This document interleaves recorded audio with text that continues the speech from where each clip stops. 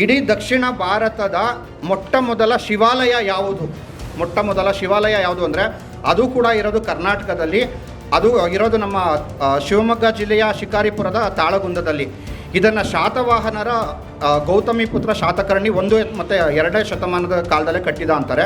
So ಆ ಒಂದು ಹೆಗ್ಗಳಿಕೆ ಕೂಡ, ಅಂದರೆ ಇಡೀ ದಕ್ಷಿಣ ಭಾರತದ ಮೊಟ್ಟ ಮೊದಲ ಶಿವಾಲಯ ಇರೋದು ಕೂಡ ಕನ್ನಡದ ನೆಲದಲ್ಲೇ, ಅದು ನಮ್ಮ ಹೆಗ್ಗಳಿಕೆ ಆಗುತ್ತೆ.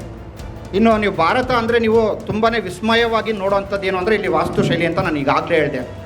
ಸರಿ, ಹೀಗಿದ್ದಾಗ ಭಾರತದ ವಾಸ್ತುಶೈಲಿಗಳಿಗೆ ಮೂಲ ಕೊಟ್ಟಿದ್ದು ನೆಲೆ ಯಾವುದು ಅಂತ ನೋಡಬೇಕಲ್ಲ. ಆ ನೆಲೆ ಯಾವುದು ಅಂದರೆ ಅದು ಕೂಡ ಕರ್ನಾಟಕದಲ್ಲಿ ಇರೋದು. ಅದನ್ನು ಐಹೊಳೆ ಅಂತ ಕರೀತಾರೆ. Aihole is called as the cradle of Indian architecture, ಅಥವಾ ಭಾರತದ ವಾಸ್ತುಶಿಲ್ಪದ ತವರು ಅಂತ ಕರೀತಾರೆ, ಅಥವಾ ತೊಟ್ಟಿಲು ಅಂತ ಕರೀತಾರೆ.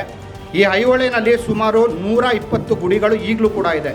ಸೊ ಇದು ಕೂಡ ಒಂದು ಕನ್ನಡಿಗರ ಹೆಮ್ಮೆಯ ಒಂದು ವಿಷಯ. ಏಕೆಂದರೆ ಭಾರತದ ಬೇರೆ ಬೇರೆ ಪ್ರಕಾರದ ವಾಸ್ತುಶೈಲಿಗಳಿಗೆ ಮೂಲ ಹಾಕ್ಕೊಟ್ಟಿರೋದೇ ನಮ್ಮ ನೆಲ, ಕನ್ನಡದ ನೆಲ. ಅದು ನಮ್ಮ ತುಂಬ ಹೆಮ್ಮೆಯ ಒಂದು ವಿಷಯ ಆಗಿರುತ್ತೆ.